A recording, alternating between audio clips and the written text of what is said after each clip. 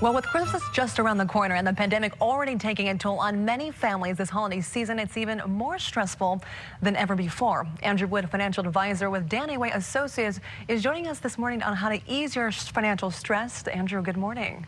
Good morning to you. Well, I hear a report from the National Endowment for Financial Education reports nearly 88% of Americans have been impacted financially. No surprise by this pandemic.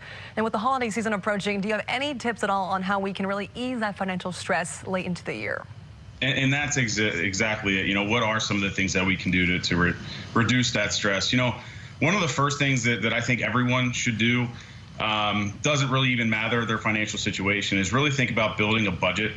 And really sticking to that budget and really developing some kind of overall plan for the holiday season, again, to help try to reduce some of that stress. Shopping early, always key, of course, but why this year more than ever? Sure. So, I think a lot of us have actually had a lot more time to either do that online or, have a little bit more time to develop a plan. And I think shopping earlier, whether it is online or in person, should give you a little bit more time so you're not, doing that last minute panic buying. I think that's an issue that people run into sometimes. They got 1 or 2 days left and they're not really concerned about pricing. They're more worried about getting things done. Okay, so sharing or splitting, I know people hear splitting the bill, they don't like that, but sharing costs, if you will, this year probably more acceptable than other years. Yeah, it's interesting. I think about sharing costs and things like that.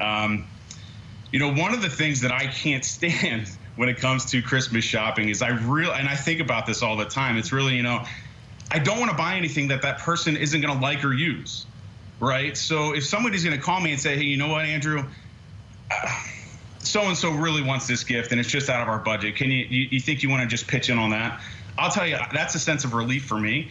And I think it really is a great opportunity to stay within that budget, get the person, your loved one, the person that exactly what they're looking for. So again, help reduce some of your stress and make sure that item is going to good use.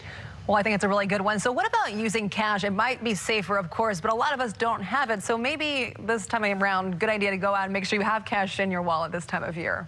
That is very, very important. It looks like a lot of people have been relying more on their credit cards as of late. So, one of the things, if you have been relying on those credit cards, if you do have points, now might be that, and maybe some cash back savings, now might be the time to actually put those to use.